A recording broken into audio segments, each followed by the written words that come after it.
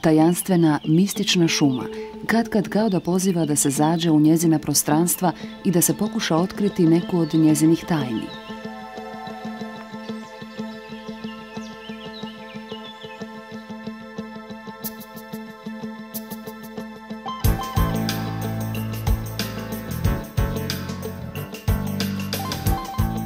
Krševiti vrhunci Velebita i ovoga su ljeta bili odredišta poštovatelja prirodnog sklada.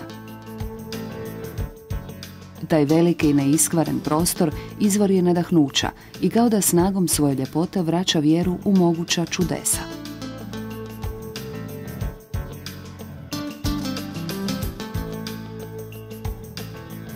Jer ovdje je nekako samo po sebi jasno da sloboda nema granica i da najljepše priče još nisu ispričane.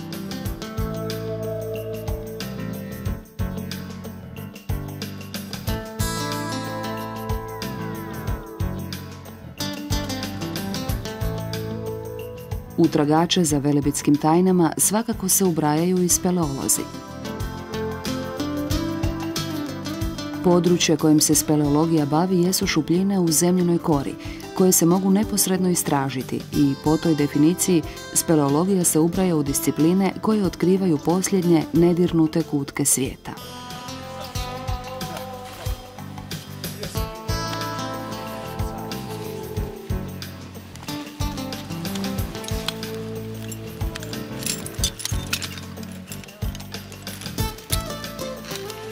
Brojne bezimene jame u našem kršu još su neistražene.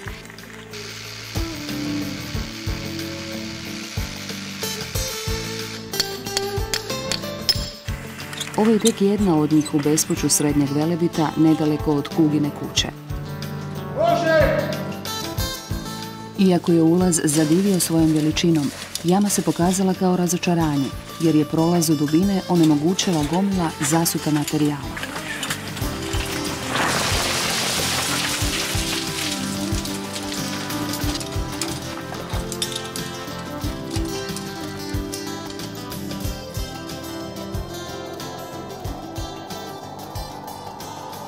No ništa zato, jer što se nije dogodilo danas može se lako zbiti već sutra, a tajnama prirode kao da nema kraja.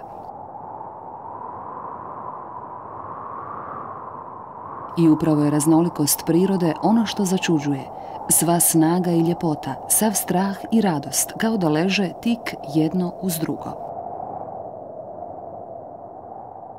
Never made it as a wise man.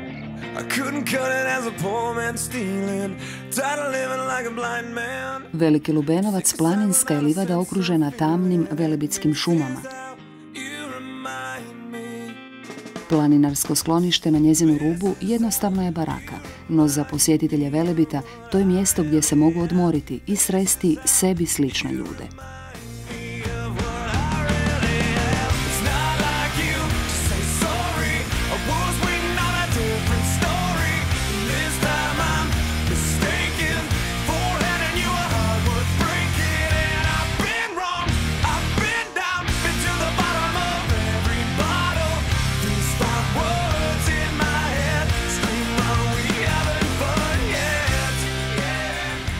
Upravo jednostavnost smještaja otkriva životni svjetonazor ovih gostiju.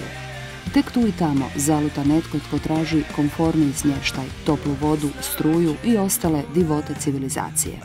Njega se pristojno uputi u sasvim drugom smjeru, jer vrijednosti koje se mogu naći još samo na planini sasvim su druge vrste.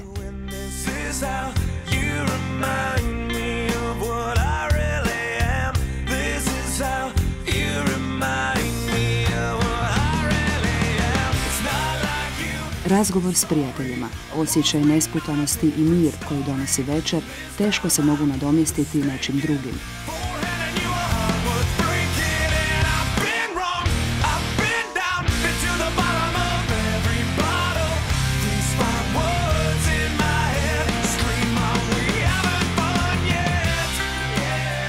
Danas su u svijetu nepotrebno filozofirajući takvo druženje prozvali kvalitetno provedenim vremenom. No ovdje filozofija uistinu nije potrebna. Treba tek biti dio tog ozračja koje je prošlost duboko upisala u ljudsku nutrinu. Možemo se nadati da je to tek sjećanje na budućnost.